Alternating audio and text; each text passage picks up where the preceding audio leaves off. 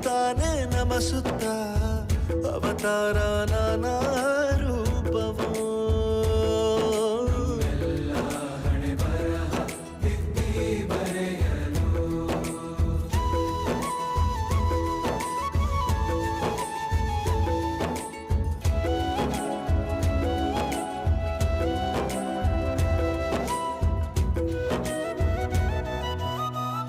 ಬಾಳಲ್ಲಿ ಲೆಕ್ಕ ಎಷ್ಟು ಮುಖ್ಯ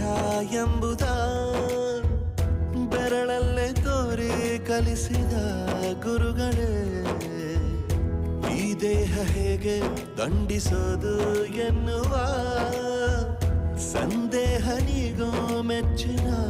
ಕಲಿಗಳೇ ಕನ್ನಡ ಕಂಡರೆ ಕಣ್ಣಿಗೆ